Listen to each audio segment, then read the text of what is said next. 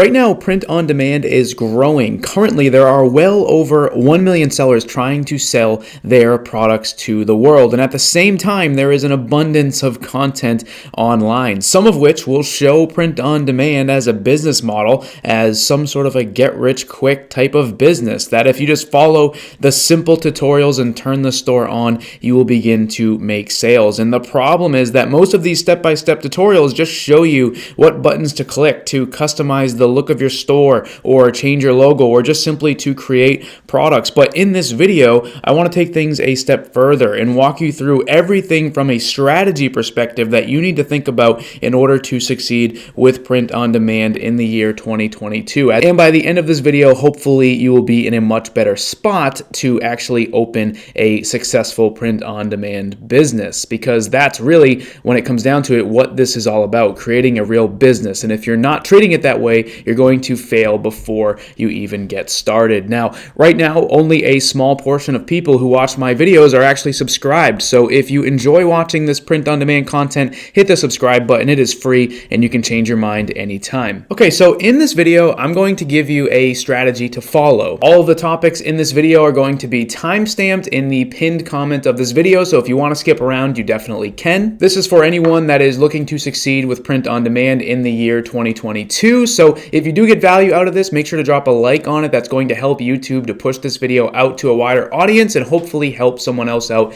if they are trying to start their print on demand store as well. Okay, so for the absolute beginners out there, what the heck is print on demand? Simply put, this is a business model where we create designs and upload them to a print on demand company's app. And when we make a sale, that company will then print our item and ship it to our customer. Our items are printed on demand and there is no need for you to pay for inventory in advance. We find these print on demand companies on the Shopify app store, and once we install their app to our store, we're able to upload our designs to them. When you create your product, the product is then listed on your store for sale, and when it actually sells, your customer will receive the item from the print on demand company. Now, when you make a sale, the funds from your customer will go into your Shopify payments account. It will then take a couple of days for those funds to arrive in your bank account, so you do need to make sure that you have a payment method on file with the print on demand company, so that way you can actually pay for your order. And if you want to go through step-by-step training to see exactly how all this works and how to set it all up, make sure to check out the free course down in the description. There's over 20 step-by-step videos which will show you how to actually open your store, set up print on demand apps, and also install payment options on your store. The link for that is down in the description. So how much money can you actually make with print on demand in the year 2022, and is this even still profitable? For starters, this is a subject that I discussed at length in this video here. Throughout this video today, I'll be showing you various videos that I also have on my YouTube channel where I discuss some of these subjects in a lot more detail. You can check all of them out. They will be linked down in the description. So the short answer is yes, print on demand is still a profitable business model, but obviously this is going to depend largely on how many sales you are actually making. This is also going to be based on what strategy you are actually using to make your sales. Most of your success is going to be based on what products you're actually choosing, because if you're choosing low profit products, you might not make as much money. What I can say is I've personally coached a lot of people at this point. I have 2 people that I've worked with that have done over $1 million on their own stores, and I've also worked with tons of others. I created something called the POD Ninjas Mug Club, which is a mug that I send to people for various sales milestones that they achieve on their stores. I say all that to tell you that yes, this is a profitable business model. You just have to have a real strategy here, because you're creating a real business, and hopefully throughout this video I'll be able to give you some really good pointers to help you to actually start yours. So first things first, you're going to have to decide where you're actually going to open your print on demand store. The most popular options are places like Shopify, Etsy, Amazon, or even places like Teespring or Redbubble. Essentially, you can open a print on demand store where you are starting your own website, or you can sell products on a platform. When it comes to selling on a platform like Etsy, you would create an account and then begin uploading your products. You then would be able to get people searching those platforms for various products to potentially see your item. And in terms of what it costs, you are only going to pay when you actually make a sale or when you actually upload a product. There are going to be some other fees that you might potentially pay on Amazon or Etsy or any of these other platforms, so make sure to do your own research on these fees so that way you're not surprised when you might be charged something. When you're selling on your own website on a place like Shopify, you're actually building building your own store. You're building a website. You have to get a domain name. You're naming the store. And then you are going to be driving your own traffic to it. Selling on your own site like on Shopify is also going to cost money. You will have to pay a monthly subscription to have the store. When it comes to pros and cons, if you're selling on a platform like Etsy, it's basically free. You're not going to have to pay that monthly subscription. And like I said before, you're only paying when you're making sales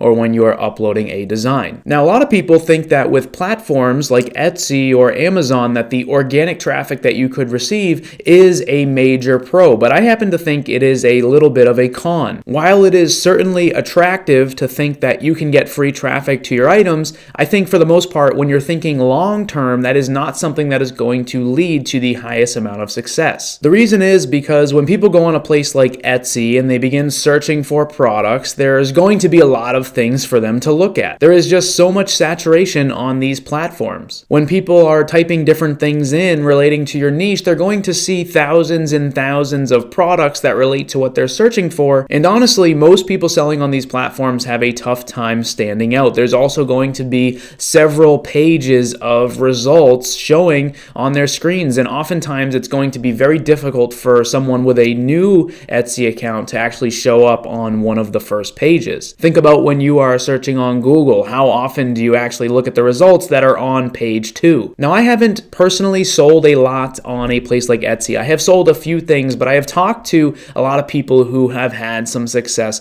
on Etsy, and one of the things that they say is that it is so important to upload as many designs as possible. Essentially, try and upload like 200 designs and get maybe 5% of them to sell on a weekly basis. Essentially, if you can upload 200 designs and get 5% of them to sell, that's going to be 10% of your designs selling, and if you can get those to sell a couple times a week, you're making about 20 sales, which, if you can do that, is a great side hustle, but long term, it's going to be a lot of work, and most people are not going to be able to actually upload 200 designs. If you want to check out more on this concept of something like Etsy versus Shopify, you can check out this video here. Again, all of these videos that I'm referring to will be linked down in the description below. So when it comes to Shopify, the biggest con is that it costs money, right? And most people that are considering Shopify are alarmed by that. They don't want to pay the $29 a month. But honestly, if that is the number one thing that is holding you back from something like Shopify,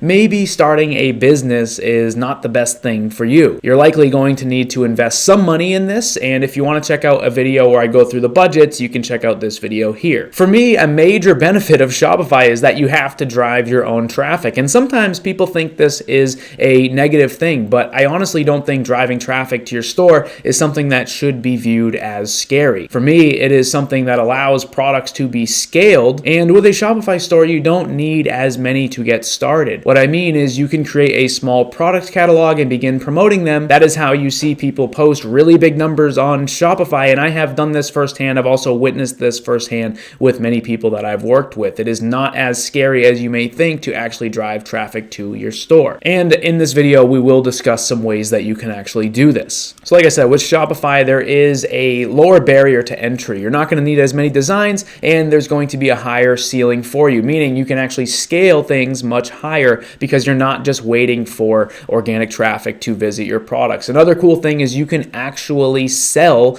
your store if you want to someday. You own it. There's a service called the Shopify Exchange where you can actually list a store for sale. This is something I've done several times in the past with profitable stores that I've ran. You can actually sell them easily through this process. Okay, so next is actually naming your store. This is something that is so simple, but so many people do this part wrong, and it impacts the potential success they could potentially have. For starters, I would go with a .com or a .net domain name. In the past, I have gone with a .shop. Really, what you want to avoid is just some of those more unique domain extensions. For the most part, a .com or a .net is going to be just fine. Another rule to follow would be to try and keep your domain name to 10 letters or less. This is a pretty common recommendation across all industries, and it's going to help people to memorize your name a little bit better and overall just make your name more appealing. Another key thing that I see people screw up a lot is that they make up words. You want to make sure that your domain name is easy for people to spell and easy for them to pronounce. You also want to make sure sure that it looks good when it is typed out. Here are a couple examples. This one, printshop.com, you can see that there's two S's right in the middle. Something like that aesthetically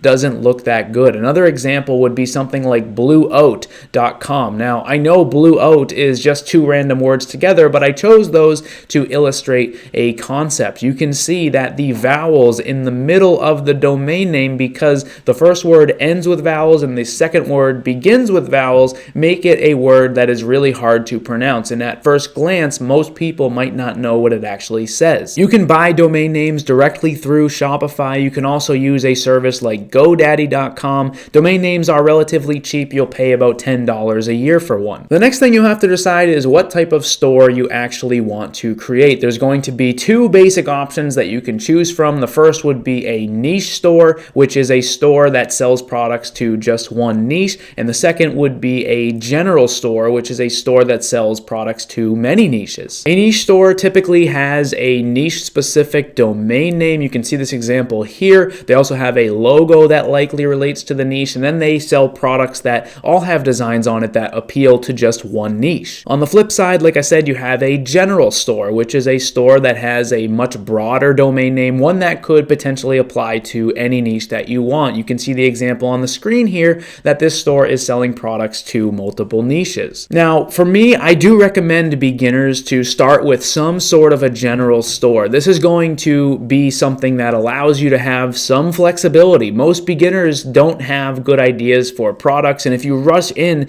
to the first idea that you have and you open a niche store, you might find down the road that you might want to do something different, or maybe the products don't actually sell. And if you want to try something different, you're going to actually have to build out a new store. So if you just start with a general store, that's going to give you flexibility, and then down the road, if you wanted to, you could open up a niche store once you actually prove a concept to be profitable. Now, the next part of this video is going to be something that so many people don't understand. Print on demand is a very, very unique business model. Most products being sold online are being purchased because they solve some sort of a problem for someone or help them to achieve a specific task. This product here is a sort of a gadget. It is actually an adapter that helps people to connect various cables to a MacBook laptop. So I bought this because I have cables that I need to connect to my laptop that the laptop on its own doesn't actually support. So I needed this, and that is why I purchased it. With print on demand, people have no reason to buy our hoodies or our print on demand shoes or our print on demand blankets or even our canvas wall art. The only reason that people buy print on demand products is because of the niche. Your niche is what's going to get people interested. We don't have products that can solve someone's problem, so the only thing that's going to get them interested in our stuff is if they have an emotional connection to the niche that we are selling in. Oftentimes, people fail with print on demand because they do something with abstract art, or they even create their own sort of a clothing line or a brand based on a logo, and then they slap that on various products. You don't want to just create abstract designs, because at the end of the day, those are not really going to get anybody too excited. And then also too, when it comes to creating just a brand or a clothing line, that is not something in the long term that is going to lead to a high probability of success. You can check out this video here on my channel where I go way more in depth on this subject and show a whole bunch of examples of what you want to do and, more importantly, what you don't want to do. The next step is choosing print on demand products to sell to your niche. Now, you're going to want to first discover a print on demand supplier that you want to work with. You can simply go into the Shopify App Store, type in print on demand, and view everything that is available to you. There's going to be hundreds of suppliers out there, and if you guys want to see some of the ones that I recommend, again, check out this video here. It's almost like I have a video for everything that you might need in terms of starting a print on demand store. The link to this video will be down in the description of this video. One of the biggest mistakes that I see people make with choosing products is that they choose something that doesn't have enough profit margin. With print on demand, we want to make sure that we are choosing high profit products. This is going to allow us to make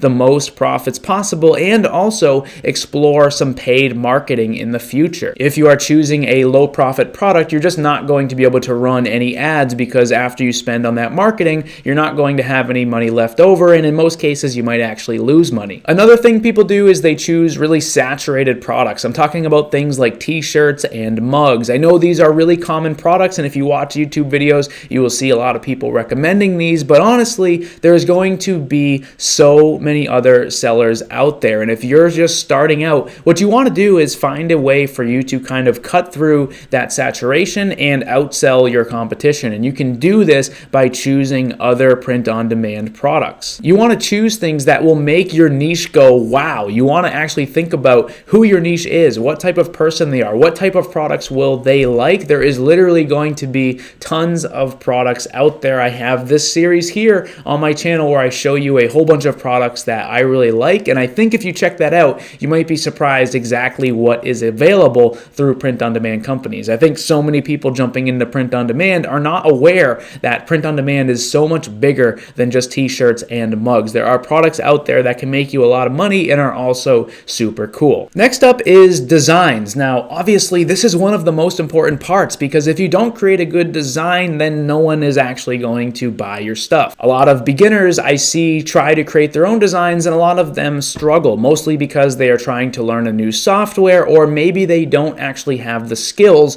to create great designs. If you are not someone who has done a lot of art in the past, or has painted or done any drawing or anything like that, you just might not have the skills to actually do something with art, and you might be better off actually hiring someone. Hiring a designer is not as scary as you may think. There are places like Fiverr and Upwork that you can go, and you can go on those websites and you can type in print-on-demand designer. You can find a bunch of people that are willing to make you print-on-demand designs. Just make sure to go through and actually read their reviews to make sure that people they've worked with in the past were actually satisfied with their work. Secondly, you could go inside of Facebook groups and you could ask people for recommendations. There are lots of different print-on-demand Facebook groups out there.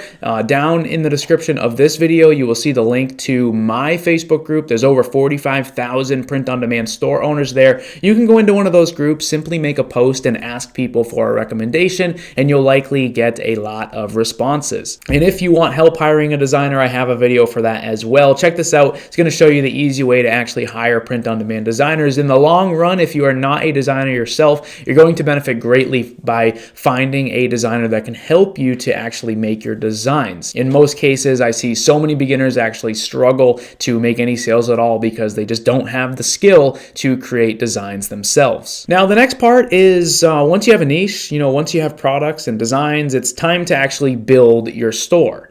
And like I said at the beginning of this video, we live in a world where there are just so many 30-minute step-by-step tutorials out there, and honestly, a lot of people follow those and then create stores that look really boring and generic, and then they wonder why they're not making any sales at all. Think about if you took a trip to the mall, you would likely see clothing stores and different things like that that have a lot of decor on the walls, maybe the paint, maybe the flooring, maybe even just the way that they are displaying clothes matches the branding that they are trying to portray. Think about all the work that goes into a brick and mortar store to make it look unique. So many people don't consider any of that when it comes to building out their digital brand. You want to make sure that you don't have really generic images. You want to make sure that you are not doing anything like over emotional with about us sections or anything like that. You want to just keep things simple, especially when it comes to a logo as well. You want to make sure that things look clean. If you want to see me review a whole bunch of print-on-demand stores, you can check out this video here. Again, the link to all of these videos will be down in the description. In that video, I show you a whole bunch of print-on-demand stores to kind of illustrate all of these concepts. So next is marketing, right? If you're having a Shopify store, you're going to have to drive your own traffic to that store. And in most cases, that is going to mean you're going to be running ads, or you're going to be using social media to get people to come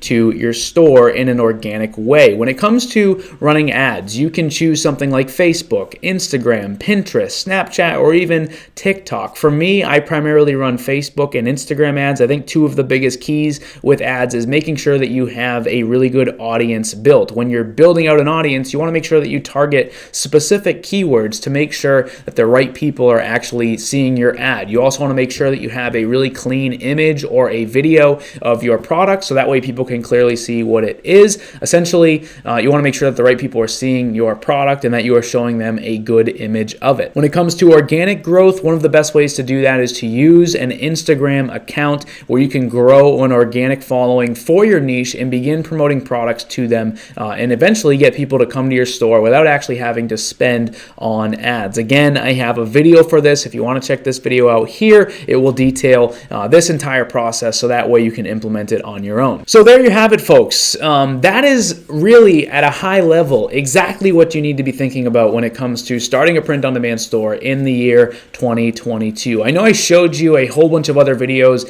here in this video, but my goal is to really just try and expose people to what makes print-on-demand stores successful. At this point, I've been selling print-on-demand products since 2016. I also run the POD Ninjas Facebook group. There's over 45,000 people there, and on a daily basis, I see a lot of things posted. I see really good things. I see really bad things at times. I also have private coaching programs where I've been able to work with lots of different people. So at this point, I've accumulated a lot of experience, both through stores that I'm running on my own and also from stores that I'm seeing other people share, whether they are a client of mine or whether they are just someone inside of the POD Ninjas group. And I have a really good idea about what works with print on demand and what doesn't. And I wanted to sort of kind of compile a video here with a whole bunch of information and also link you guys to some other things that I have put out there so that way you can succeed with print on demand in 2022